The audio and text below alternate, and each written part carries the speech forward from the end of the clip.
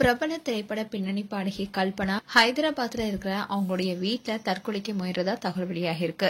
இதை தொடர்ந்து உயிருக்கு ஆபத்தான நிலையில அவங்க அங்க இருக்க தனியார் மருத்துவமனையில அனுமதிக்கப்பட்டிருக்காங்க. அங்க அவங்களுக்கு தீவிர சிகிச்சை அளிக்கப்பட்டு வருது. தமிழ் சினிமாவில முக்கிய பின்னணி பாடகிகள ஒருத்தவங்களா இருக்கவங்க தான் கல்பனா. ராசாவின் மனசிலே படம் தொடங்கி ரஜினி முருகன், மாமன்னன் போன்ற பல படங்கள்ல இவங்க பாடல்களை பாடியிருக்காங்க. தமிழ் மட்டும் இல்லாம தெலுங்குலயும் முக்கிய பாடகியாக வலம் வந்தாங்க. அங்க டாப் ஹீரோ படங்கள்ல பாடல்களை பாடியிருக்காங்க. அது மட்டும் இல்லாம மலையாளம், கன்னட மொழிகளும் கூட இவங்க பாடல்களை பாடியிருக்காங்க.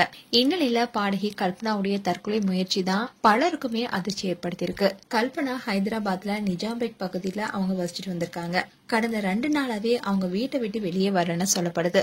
இது தொடர்ந்து அக்கம் பக்கத்துல இருந்தவங்க போன் பண்ணிருக்காங்க.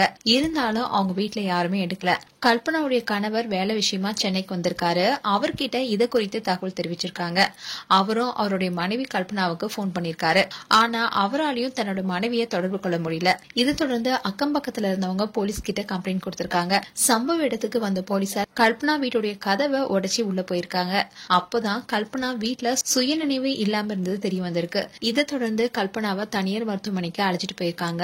கல்பனா அளவுக்கு அதிகமா தூக்கு மாத்திரையை சாப்பிட்டு தற்கொலைக்கு முயன்றதா தெரியுது. இந்நிலையில கல்பனாவுக்கு வென்டிலேட்டர் உதவியுடன் தீவிர சிகிச்சையும் கொடுத்துட்டு வராங்க. இதை தொடர்ந்து அவருடைய கணவர் உடனடியா சென்னையில இருந்து ஹைதராபாத்துக்கு போயிருக்காரு. மேலும் பாடகி கல்பனாவுடைய கணவரை போலீசார் கைது செஞ்சிருக்காங்க. அதோட கல்பனா தற்கொலை முயற்சி செஞ்சாங்களா இல்ல கொலை முயற்சி செய்யப்பட்டதா என்ற கோணங்களையும் போலீசார் விசாரணை நடத்திட்டு வராங்க. கல்பனா எதுக்காக இது போல தற்கொலை முடிவு எடுத்தாங்க, இதுக்கு யாராவது காரணமா, தற்கொலை செய்யறதுக்கு முன்னாடி ஏதாவது கடிதம் எழுதி வச்சிருக்காங்களா என பல்வேறு கோணங்கள்ல போலீசாரும் விசாரணை செஞ்சுட்டு வராங்க. பின்னணி பாடகியான கல்பனா 100க்கும் மேற்பட்ட பாடல்களை பாடியிருக்காங்க.